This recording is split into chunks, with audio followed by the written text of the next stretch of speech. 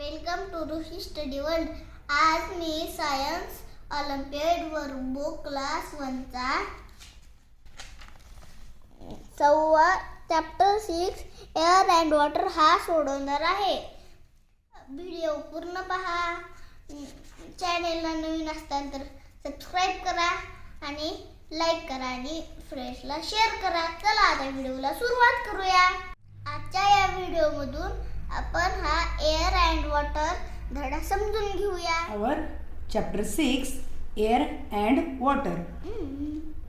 या लेसन मधून आपले टेस्ट स्किल्स कोणते होणार आहेत? Properties of air and water. म्हणजे आपल्याला या लेसन मध्ये एअर म्हणजे हवा आणि वॉटर म्हणजे पाणी यांच्या प्रॉपर्टीज म्हणजे त्यांचे काय गुणधर्म आहेत ते आपलं या क्वेश्चन आन्सर्स मधून चेक केलं जाणार आहे. त्यानंतर importance of air and water. Importance म्हणजे महत्त्व. हवा आणि पाण्याचं काय महत्त्व आहे हे आपल्याला माहीत असलं पाहिजे.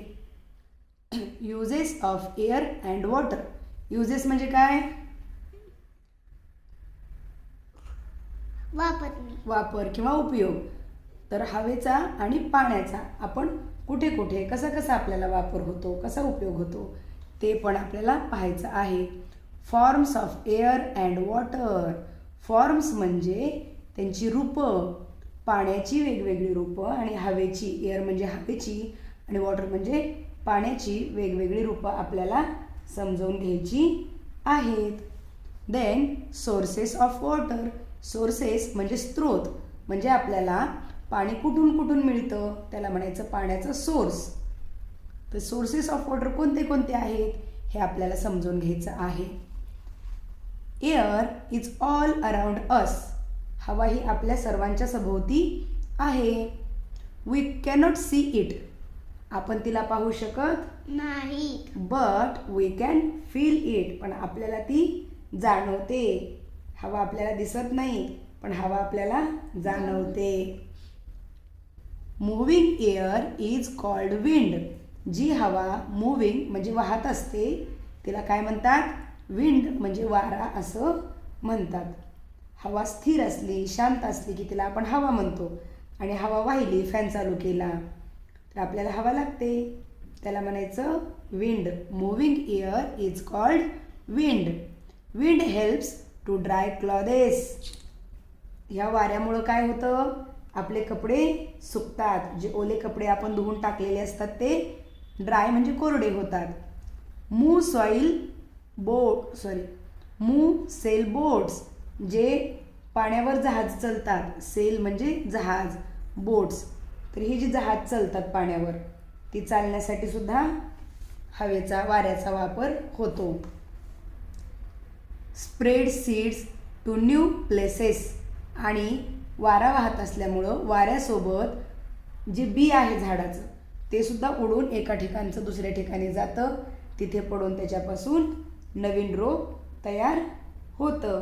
म्हणजेच जे सीड्स आहेत ते स्प्रेड म्हणजे पसरण्यासाठी सुद्धा वाऱ्याचा म्हणजे विंडचा उपयोग होतो. Now properties of air. हवेची वेगवेगळी प्रॉपर्टीज म्हणजे आपल्याला वैशिष्ट्य पाहायची आहेत, गुणधर्म पाहायचे आहेत.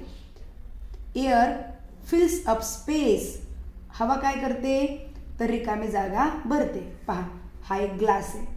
या ग्लासमध्ये कसा आहे तो? रिकामा आहे. काय आहे का त्याच्यामध्ये? नाही. परंतु या रिकाम्या ग्लासमध्ये काही नाही म्हणजे काय आहे? हवा, एअर आहे. एअर इज ऑल अराउंड अस.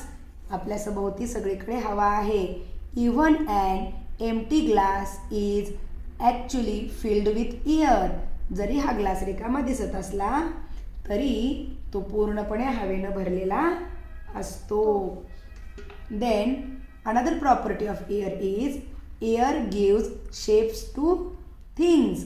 ह्या हवेमुळं वस्तूंना आकार मिळतो. बघ, ही मुलगी तोंडानं बलून फुगवतीये. तोंडानं तिनं बलूनमध्ये काय घालतीये? हवा, एअर घालते नाही का, हवा घालते. आणि त्या हवेमुळं ह्या बलूनला त्याचा शेप येतो. पहिल्यांदा बलून कसा असतो? त्याला काही शेप असतो का? नसतो. परंतु ज्यावेळेस हवा भरते त्यावेळेस त्याला शेप मिळतो. When we blow air, blow म्हणजे फुंकणे. इनसाइड अ बलून, जेव्हा आपण एका बलूनच्या मध्ये हवा फुंकतो, it gives the balloon its shape, तेव्हा बलूनला त्याचा शेप म्हणजे आकार मिळतो. Then another property of air is all living things need air to breathe. ही खूप महत्त्वाची प्रॉपर्टी आहे. ऑल लिव्हिंग थिंग्स, सगळ्या सजीवांना, जे काही सजीव आपल्या आजूबाजूला आहेत त्या सर्व सजीवांना एअर म्हणजे हवा ब्रीथ करण्यासाठी म्हणजे श्वास घेण्यासाठी गरजेची असते. You can feel air going out of your nose. तुमच्या नाकातून बाहेर जात असलेली हवा तुम्हाला फील होते का? नाही. फील होऊ शकते. लक्ष द्या. आपल्या श्वासातून बाहेर जाणारी हवा आपल्याला फील होते. And going inside your nose, श्वास घेताना ती आपल्या नाकामध्ये येताना पण आपल्याला जाणवते. जाणवायली का? Good. Now let's read. Air is needed for burning. आपल्याला प्रॉपर्टीज ऑफ एअरमध्येच ह्या आहेत बरं का, की एअरच्या कोणकोणत्या प्रॉपर्टीज आहेत आपण 3 पाहिल्या, त्यानंतर अजून 2 राहिल्या नाही का. Air is needed for burning, ज्वलनासाठी म्हणजेच जळण्यासाठी हवेची गरज असते. इन विलेजेस, खेड्यामध्ये women keep fanning air while cooking to keep fire burning in the chulhas. चुलीवरचं स्वयंपाक करताना तुम्ही कधी पाहिलाय का? त्या चुलीमध्ये लाकडं टाकलेली असतात आणि त्या लाकडांना जाळ लावलेला असतो आणि तो जाळ चालू राहावा म्हणून ज्या वुमेन म्हणजे ज्या स्त्रिया स्वयंपाक करायला असतात त्या काय करतात? वारा घालत असतात किंवा फुंकारीने काय करतात? तोंडाने हवा लाकडांना घालतात. कशामुळं? त्या हवेमुळं ही लाकडं विझत नाहीत, उलट ती पेट घेतात. कारण पेटण्यासाठी किंवा ज्वलनासाठी, जळण्यासाठी हवेची गरज असते. कशामुळं? कारण जर हवा नसली तर लाकडं पेट घेऊ शकत नाहीत. हवेमध्ये ऑक्सिजन हा घटक असतो, तो काय करतो? ज्वलनाला मदत करतो. आपण मेणबत्तीचा प्रयोग पाहिला होता बघ. ती मेणबत्ती, बशीमध्ये मेणबत्ती लावली आणि मेणबत्तीच्या वर जर आपण एखादी काचेचा ग्लास पलटी ठेवला तर थोड्या वेळानं काय होते? खाली तर पाणी टाकलं, मेणबत्ती काय होते? पण थोड्या वेळानं विझते. का विझते? कारण त्या ग्लासमधला ऑक्सिजन म्हणजेच हवा संपली की मेणबत्तीला जळता येत नाही. म्हणजे जळण्यासाठी, ज्वलनासाठी कशाची गरज असते? एअरची, म्हणजेच हवेची नाही का. Air is needed for burning. दुसरं आहे एअर हॅज वेट. एअर म्हणजेच हवेला काय असतं? वजन असतं. जरी हवा आपल्याला दिसत नसली तरी हवेला वजन असतं. बघ इथे एक बलून दाखवलाय, तो एका वजन काट्यावर ठेवलाय वेइंग मशीनवर. इथे दुसरा बलून नाही, बॉल आहे आणि ते एक दुसरा बॉल आहे, तो पण वेइंग मशीन म्हणजे वजन काट्यावर ठेवलाय. दोन्हीमध्ये फरक काय आहे? की हा काय केलेला आहे? त्याची हवा काढून घेतलेली आहे आणि दुसऱ्याची काय केलेली आहे? त्याच्यामध्ये हवा भरलेली आहे. इथे बघ त्या वजन काटा काय दाखवतोय? कमी वजन दाखवतोय. आणि ज्यावेळेस आपण हवा भरतो त्यावेळेस वजन त्याचं वाढलेलं आहे. म्हणजेच काय? Weight of a flattened football increases when it is filled with air. एक हवा काढून घेतलेला फुटबॉल आपण त्याचं वजन केलं तर ते वजन कमी असतं आणि जेव्हा त्याच्यामध्ये आपण हवा भरतो तेव्हा त्याचं वजन जास्त असतं. म्हणजे वजन जास्त कशानं झालं?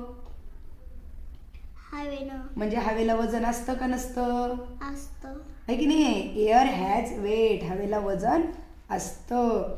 Then different forms of air. हवेची वेगवेगळी रूपं आता आपण पाहूया. पहिला आहे विंड. कशाला म्हणतात wind? Moving air is called wind. जी हवा वाहती असते त्याला काय म्हणतात?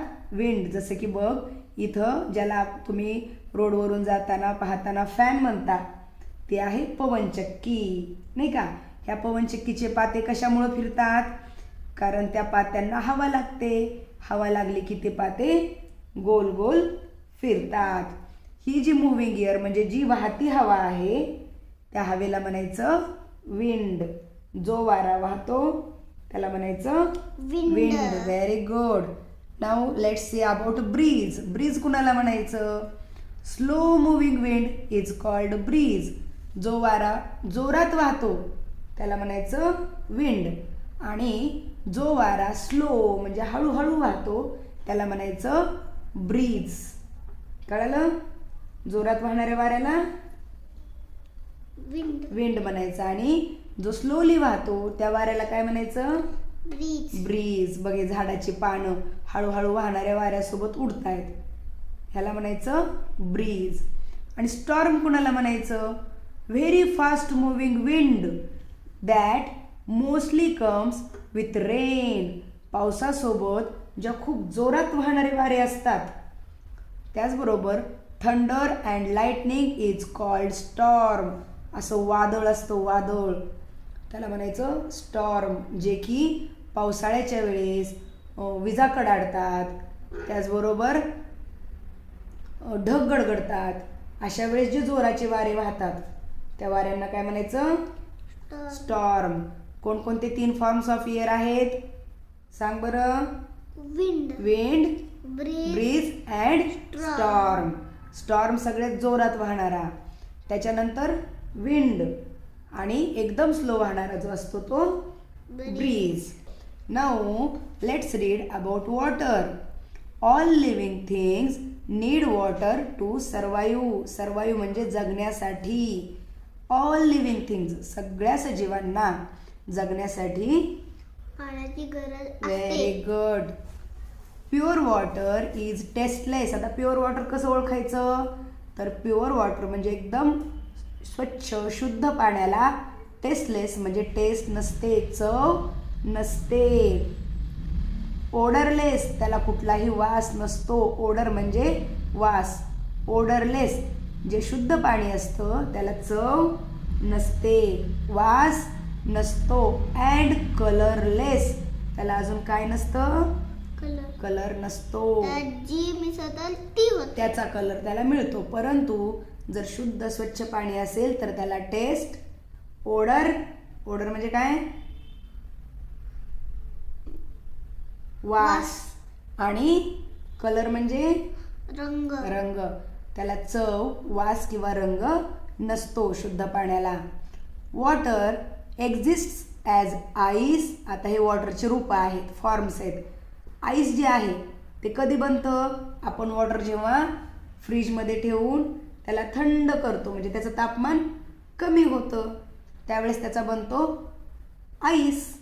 त्यानंतर तो आईस जर आपण बाहेर काढला, थोडा वेळ तसाच ठेवला किंवा त्याला गरम केलं तर त्याचं काय बनतं? पाणी. म्हणजेच वॉटर. And vapour. हे व्हेपर म्हणजे काय असतंय? तर जेव्हा आपण ते पाणी गरम करायला ठेवतो आणि ते पाणी उकळायला लागतं काय होतं? पाण्यातून काय येतंय? पाण्याची काय बनते? वाफ. वाफ म्हणजे व्हेपर. तर हे ती पाण्याची वाफ म्हणजे एक प्रकारचं पाणीच असतं. फक्त ते पाणी वायुरूप बनलेलं असतं. जे स्थायू म्हणजे घट्ट होतं ज्याला आपण काय म्हणतो? सॉलिड, तो असतो आईस. लिक्विड म्हणजे पातळ द्रव असतं वॉटर. अँड व्हेपर हे कसं असतं? एअर फॉर्म आहे ते, नाही का? म्हणजे हवा स्वरूप आहे. ते हवेमध्ये मिसळून जातं, नाही का? त्याला म्हणायचं व्हेपर. सांग बरं वॉटरचे 3 रूप. 3 फॉर्म्स ऑफ वॉटर कोणते कोणते आहेत? Ice, water and vapour. Very good. Rain water fills reverse.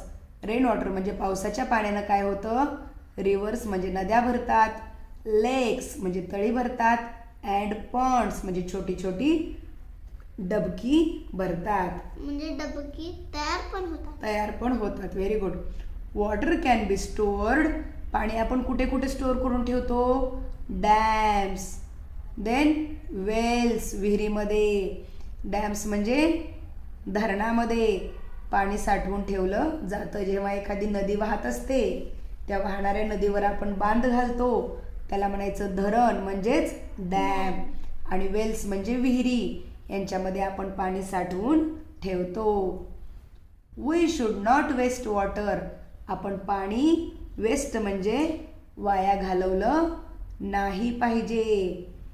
आपण पाणी नेहमी जपून वापरलं पाहिजे. Now let's read uses of water. पाण्याचे काय काय युजेस आहेत? कुकिंग फूड, अन्न शिजवण्यासाठी आपल्याला वॉटर लागतं. वॉशिंग युटेन्सिल्स म्हणजे